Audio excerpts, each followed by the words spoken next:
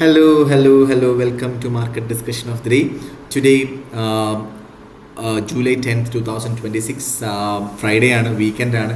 So weekend market ഡിസ്കഷനിലൂടെ പോകുന്നതിന് മുന്നേ ആയിട്ട് നമ്മുടെ പുതിയ ബാച്ച് ഫ്രീ ആയിട്ട് ഫോറക്സ് ട്രേഡിംഗ് പഠിപ്പിക്കുന്ന ബാച്ച് അടുത്ത ആഴ്ച വീണ്ടും സ്റ്റാർട്ട് ചെയ്യുന്നുണ്ട്. സോ ഫ്രീ ആയിട്ട് ഫോറക്സ് ട്രേഡിംഗ് പഠിക്കണം എന്നുള്ള എല്ലാ ആൾക്കാർക്കും എൻ്റെ ഡിസ്ക്രിപ്ഷൻ ബോക്സിൽ നമ്പർ ഉണ്ടാവും. എനിക്ക് മെസ്സേജ് അയച്ചു കഴിഞ്ഞാൽ ബാക്കി കാര്യങ്ങൾ ഞാൻ കോർഡിനേറ്റ് ചെയ്യുന്നതായിരിക്കും, എടുത്ത് ഓർമ്മിപ്പിച്ച് പോവുകയാണ്.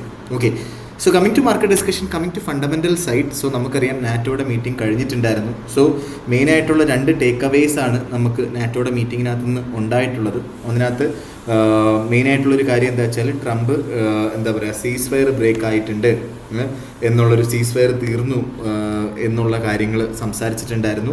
അപ്പോൾ അതിനെ ഫോളോ ചെയ്തിട്ട് ഒരു അറ്റാക്ക് സ്ട്രേറ്റ് ഓഫ് ഹോർമസിൽ ഒരു ടാങ്കർ അറ്റാക്ക് ഉണ്ടായിട്ടുണ്ടായിരുന്നു. ഓക്കെ, സോ അതേപോലെ തന്നെ അത് മൂലം ഓയിലിൻ്റെ പ്രൈസ് മുകളിലോട്ട് പോവുകയും ചെയ്തു എന്നുള്ളൊരു കാര്യം നമ്മൾ മനസ്സിലാക്കുക. അതേപോലെ തന്നെ NATO announces almost 70 billion euro military support package four Ukraine.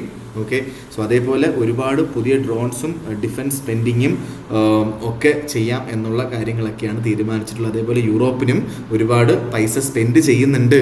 അത് യു എസിൻ്റെ നിന്ന് അവർക്ക് ആയുധങ്ങൾ മേടിക്കണം ഇത്രയും $1 മില്യൺ എന്നൊക്കെയുള്ള കാര്യങ്ങളൊക്കെ സംസാരം ഉണ്ടായിട്ടുണ്ട്. ഇതെല്ലാം വോർ റിലേറ്റഡ് ആണെങ്കിലും ഇതുമൂലം ഗോൾഡിൻ്റെ പ്രൈസ് ആക്ച്വലി 4180 അടുത്ത് നിന്ന് താഴോട്ട് വീണ് 4030 വരെയൊക്കെ വീഴുന്നത് നമ്മൾ ഈ ആഴ്ച കണ്ടു എന്നുള്ളതാണ് എനിക്ക് പറഞ്ഞു പോകാനായിട്ടുള്ളത്. ഈ ആഴ്ച സ്റ്റാർട്ടിംഗ് ഒക്കെ 4180 ലെവലിലും പിന്നീട് 4030 വരെയൊക്കെ ഇതിൻ്റെ എഫക്റ്റ് മൂലം മാർക്കറ്റിൽ ഉണ്ടായിട്ടുണ്ട് എന്നുള്ളൊരു കാര്യം നമ്മൾ കറക്റ്റായിട്ട് മനസ്സിലാക്കി പോവുക. ഓക്കെ, സോ നമ്മൾ ഇത് ബേസിക്കലി നമ്മൾ മനസ്സിലാക്കേണ്ടത് ഇതൊരു പൊളിറ്റിക്കലി മോട്ടിവേറ്റഡ് വാറാണ് ഇപ്പോൾ നടക്കുന്നത്. നമ്മുടെ ഇറാനുമായിട്ടുള്ള ഒരു പൊളിറ്റിക്കലി മോട്ടിവേറ്റഡ് വാറാണ്, അല്ലാതെ ഒരു നേരത്തെ നടന്നതുപോലുള്ളൊരു വാറല്ല എന്നുള്ളൊരു കാര്യം കൂടെ നമ്മൾ മനസ്സിലാക്കി പോവുക.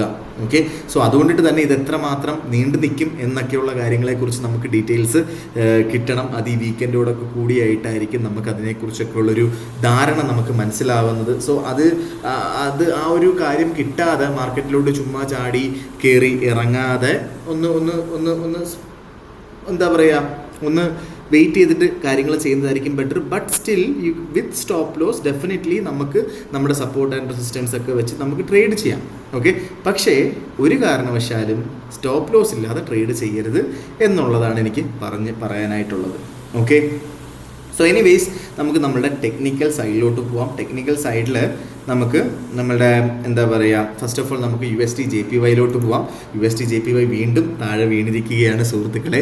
നമ്മളുടെ അടുത്ത ഓപ്പർച്യൂണിറ്റിയും നമ്മൾ ഓൾമോസ്റ്റ് 162.80 അടുത്ത് വെച്ച് സെല്ല് ചെയ്യാൻ മെനഞ്ഞാന്ന് പറഞ്ഞിട്ടുണ്ടായിരുന്നു. ആ സെല്ല് എടുത്തിട്ടുള്ള ആൾക്കാർക്കൊക്കെ മോർ ദാൻ 150 പിപ്സിൻ്റെ പ്രോഫിറ്റ് ഇന്ന് രാവിലെ ബുക്ക് ചെയ്യാൻ പറ്റി എന്നുള്ളത് വളരെയധികം ഹാപ്പി ആയിട്ടുള്ളൊരു കാര്യമാണ്.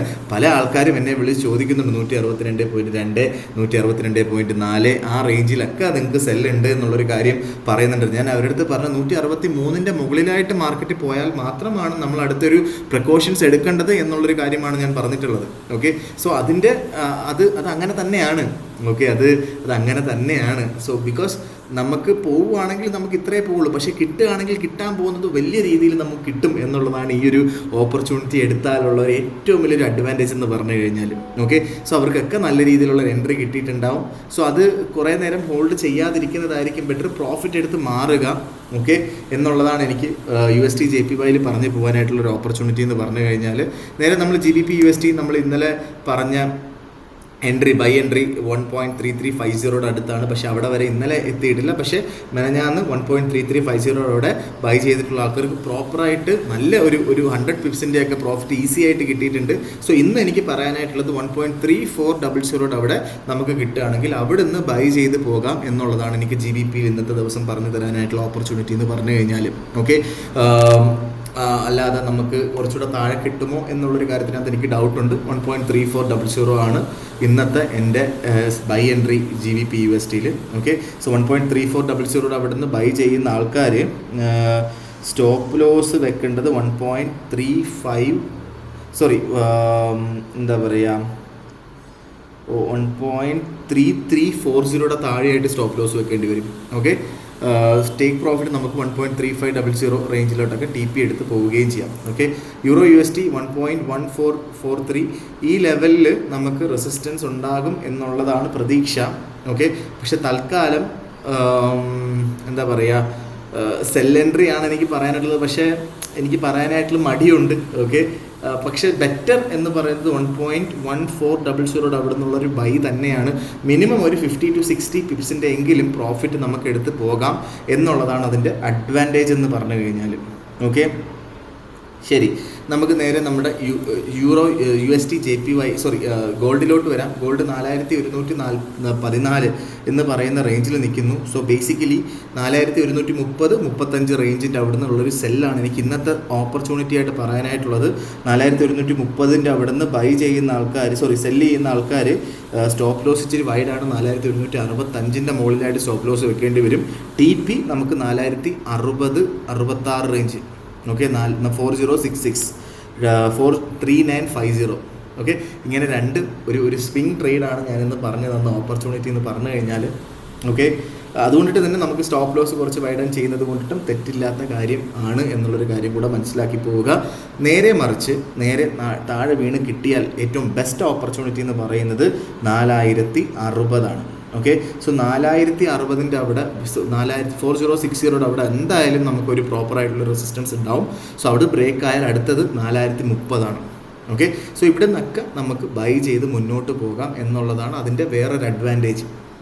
ഓക്കെ, സോ ഒരു റീട്രേസ്മെൻറ്റ് ഉണ്ടാവും അവിടെ. അത് ഹോൾഡ് ചെയ്യണം എന്നുള്ളതല്ല. ഇവിടെ ഇൻസ്റ്റിറ്റ്യൂഷണൽ ബയേഴ്സൊക്കെ പ്രസൻ്റ് ആയിട്ടുള്ളത് ആക്ച്വലി എന്താണ് 3080, 3030, 3980, 3880, 3880.